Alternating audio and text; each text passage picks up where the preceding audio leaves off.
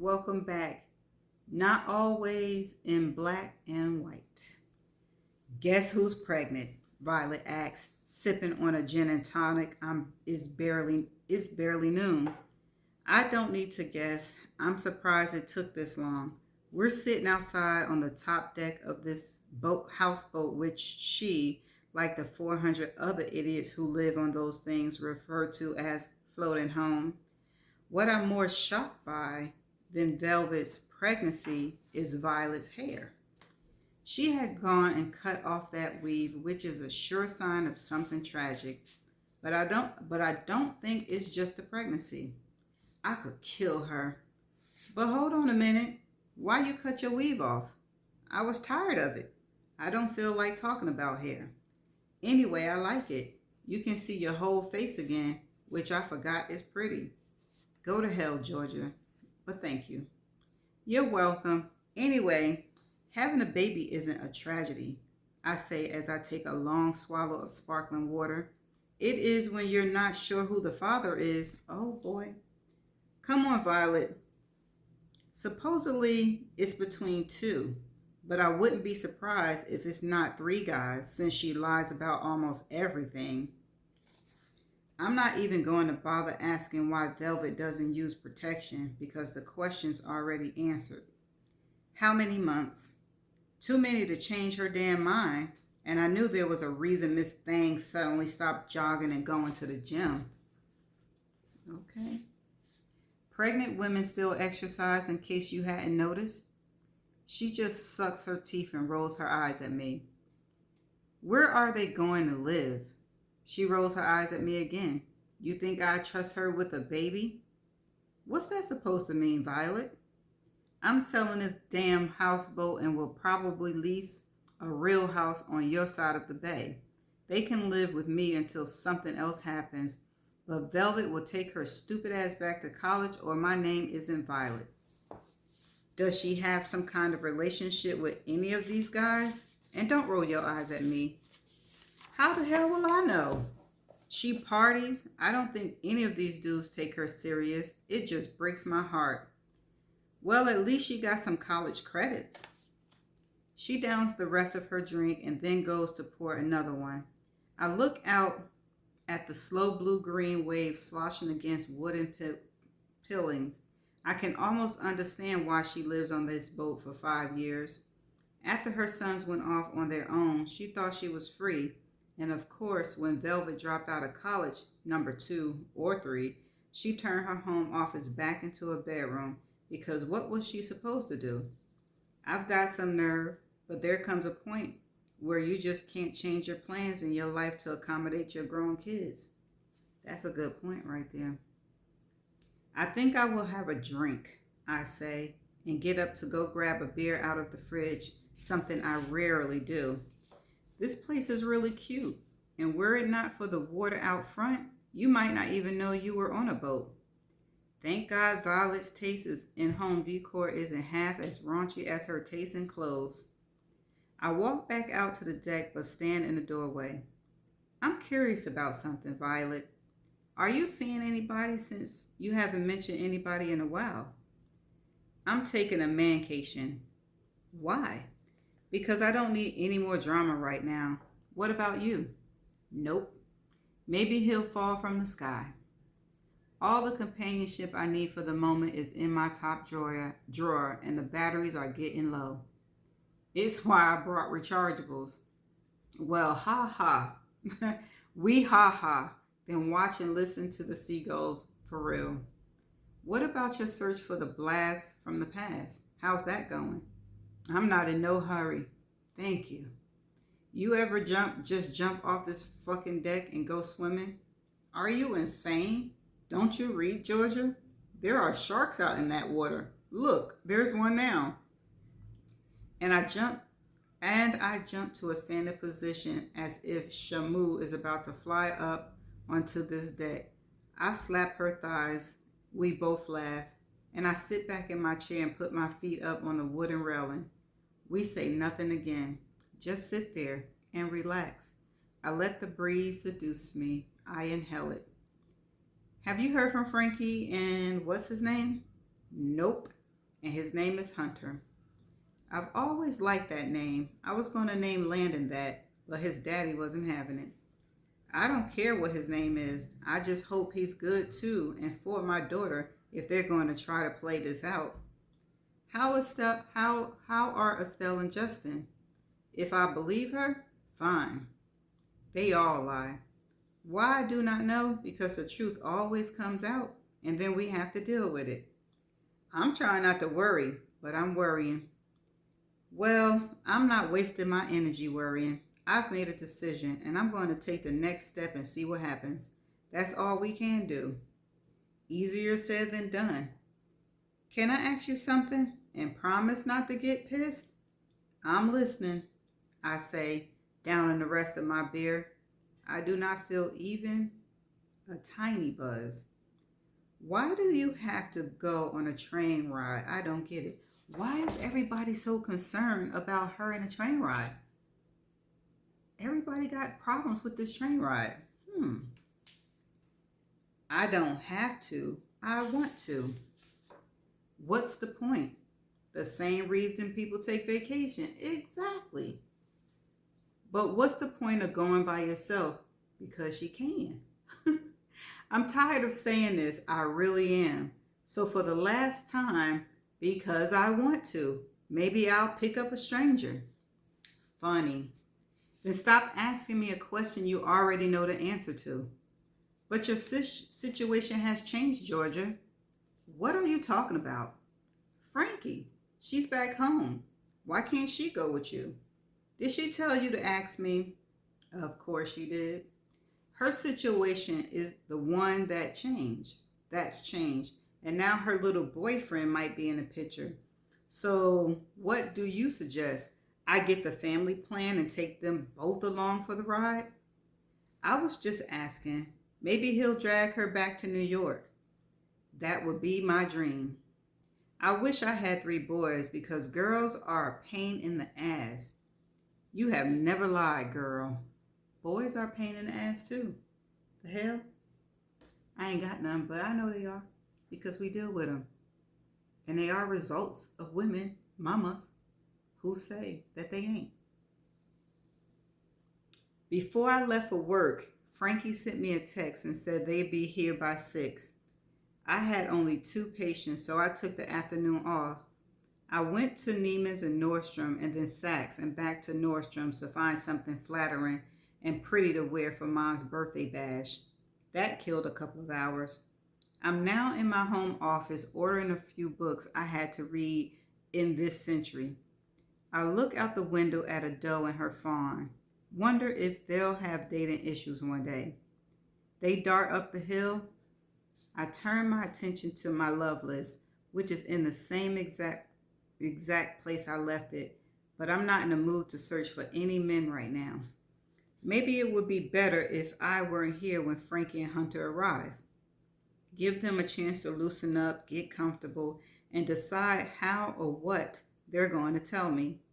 I hope it's that they're moving back to New York and that Frankie's changing her major to, say, hell, whatever inspires her. Something where her personality might find a way to surface.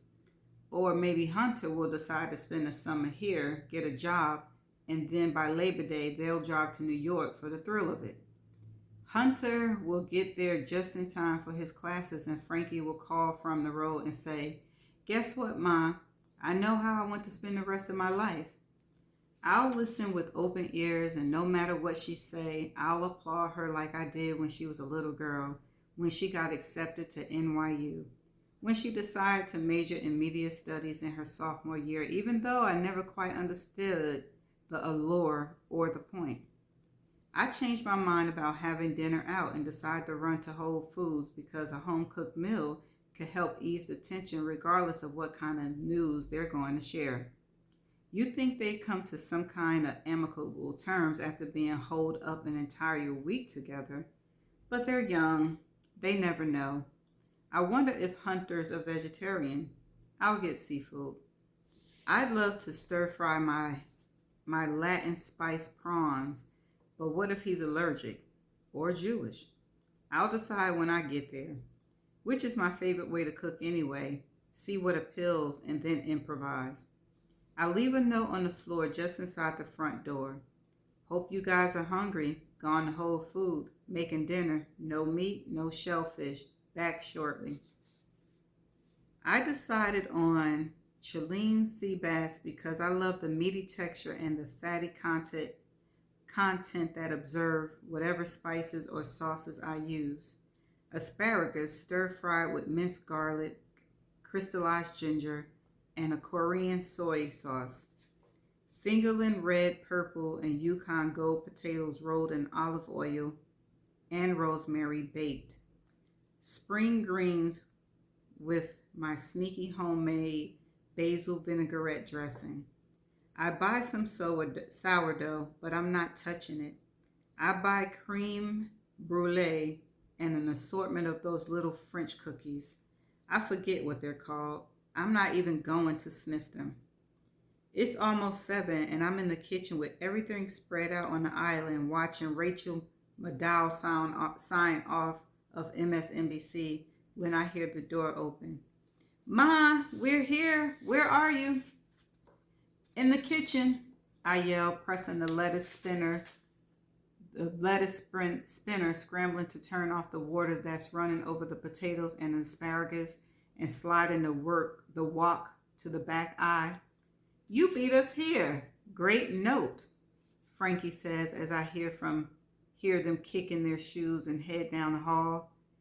Just as I'm about to wipe my seasoned fingers on my yellow apron, standing in the doorway is my daughter and a chocolate brown hunter.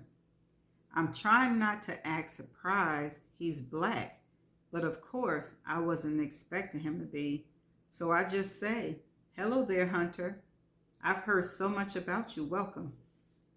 I stand on my toes to give him a hug, and then I give Frankie one too. With his wild, unkempt afro, he reminds me of someone, but I can't think of who it is. He's handsome in an offbeat kind of way. After we break apart, I realize they're holding hands like those wedding cake figurines, which is when I glance down and see what looks like a pull tab from a beer can on her left ring finger. Ooh, so Dolly was right. She did elope. It's very nice to finally meet you, Dr. Young. Hunter, I think it's safe to call her mom now. And Frankie holds out her left hand to display what is definitely a Falk's wedding band. I almost want to collapse, but it's not worth it. So instead, I just say, well, congratulations to you young newlyweds. The parents are always the last to know, I suppose. We were definitely in a moment, Dr. Young. Mom. We drove to Reno, and the only way I could get Frankie to understand how much I really love her and how sorry I was for my error of bad judgment was to make a lasting commitment. So this is my fault, not hers. Fault? Frankie says, turning to him. Are you kidding me? I know what you mean, Hunter, and it's fine. Children are good at surprising parents, but you two are adults. So I'm sure you've got everything figured out, especially about your next move.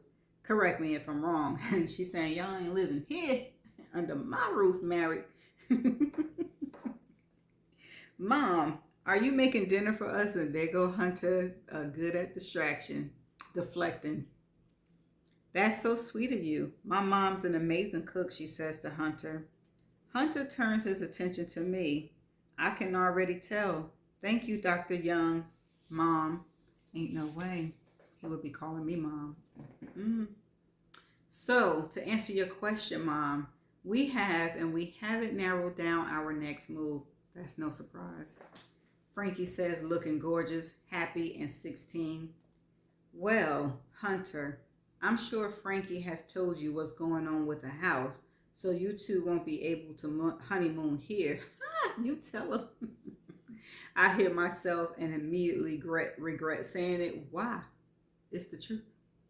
Oh no, Dr. Young, Mom, we wouldn't dream of imposing. Can you give me an example of just a portion of one of your carefully thought out plans? I look at my daughter and I would like to put in time out for about a year.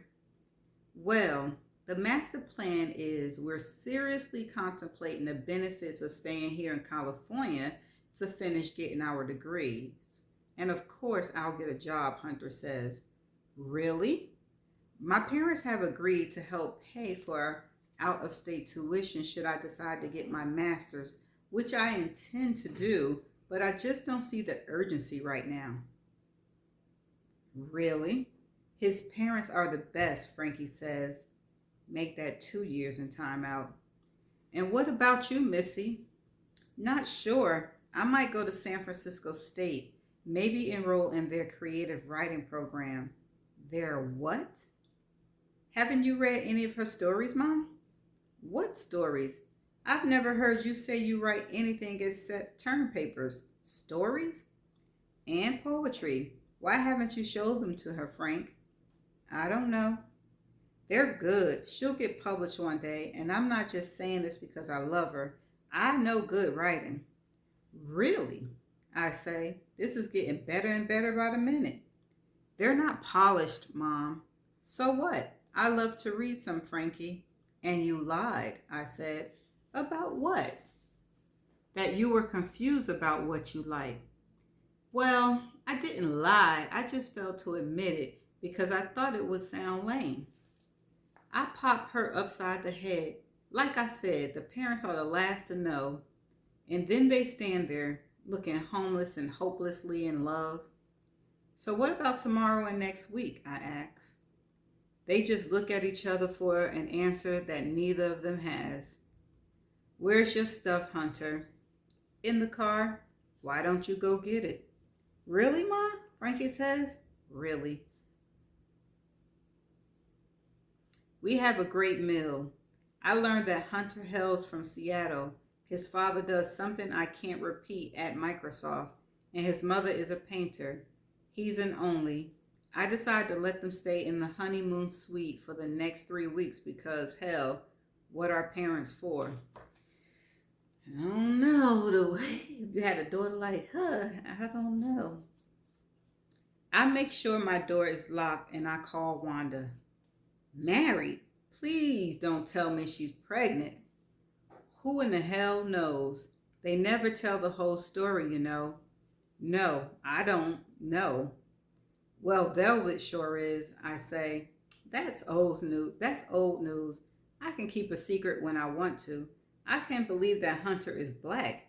Isn't this just too fucking ironic? That's one way to describe it. Anyway, as a FYI, Nelson and I won't be able to make it to Mom's early birthday bash because it's the same day as the fundraiser we're having for homeless shelter in West Oakland. But I'll send her love and a gift card. You know she loves gift cards, and you know I'll make a donation. Of course, and we thank you. But one last thing. If and when you kick your daughter and her new black husband to the curb, they can stay in our guest house. And I'm not saying it again. Okay. I'm getting married, Georgia. Michael calls to tell me. I'm in Bakersfield helping to decorate the rec center for Ma's party. She's having a Chippendales affair for all her hot senior friends. Is this contagious? I asked. Are you getting married too? No, but Frankie just eloped. Well, what's wrong with that? Nothing. Anyway, so why are you calling to tell me this? I just wanted you to know. Are you in need of a flower girl or something, Michael? He laughs. Since I saw him, there hasn't been a month that's gone by he hasn't left me a voice message or a text to say, hello, how are you? Was just thinking about you. It's been only on rare occasions I've bothered to acknowledge them. Like when I knew it was his birthday and I was hoping just to leave a shout out, but he picked up before I had a chance to say the M in Michael. I sling a strip of black and white creepy paper over a rafter. Why folks have color schemes at party, I don't know. What exactly is the point? It's going to look like a room full of senior penguins, myself included. I would really like it. I would really like if you would come. What? He says, Before I laugh and say something sarcastic, I realize that Michael is serious as cancer. That's not a good analogy, but it's the best I can do standing on the fifth step of this ladder. What on earth for, Michael? Because I want you to see for yourself that it's possible to find love later in life. You mean it's still possible to be recycled? I shouldn't have said that, but I've already said it. I thought you'd be happy for me, Georgia. I am happy for you, Michael. I thought you said we were friends. I said we can be friendly, which is a difference. But that didn't mean you were going to be my BFF, Michael. Exactly. I know that, but I thought we put some salve on those old wounds, didn't we? We did. Doesn't sound like it. Do I still detect scar tissue? Not even close. What's her name? Sandra. Well, look, I'm very happy for you, Michael, but I'm in Bakersfield helping to decorate for Mom's party, and I know, 82 years young, I brought her a new pair of glasses. You did what? Hold on, little lady. I called her to ask what she liked, and she just can't come from LensCrafter, so she chose some snazzy sunglasses she's seen there and texted me a picture of them. They're nice. Well, that was very thoughtful of you. One last question. No, two. Are you seeing anyone? Yes, I said. Glad to hear it, Georgia. Is it serious? Too soon to tell. Look, I've really got the scoop. Okay, but just so you know, Estelle is coming, and it would be nice if you would too. Bring your new boyfriend. The soles of my feet are numb from standing on this ladder so long. I climb down and walk around until I feel the towel. I look around this big square room. All this floating crepe paper and plastic, everything else is endearing because it's for my mother. As I head over to my hotel to get dressed, I realize I can't believe not only that Michael is getting married again, but that he actually invited me. Of course, I have no intention of going to his wedding. Once was enough. Okay, so that's the end of this chapter. And my question for this chapter is, why is everybody so concerned about Georgia and her love life? Why are they so concerned that she get in a relationship? To me, I think she's only like in her 50s or something like that. Is Georgia coming off some kind of way that these people have to try to get her with somebody? They didn't say, they're not describing that she's, testy. She actually is helping a lot of people. She's actually just throwing money here and there, allowing her daughter, husband to stay. They 22.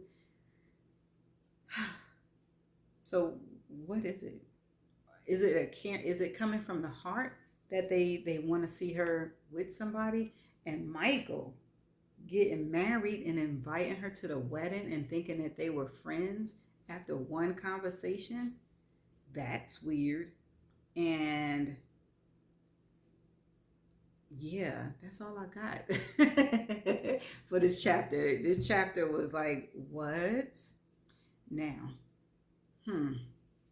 anything else? Nope. I'm gonna have to see y'all in the next chapter. Bye.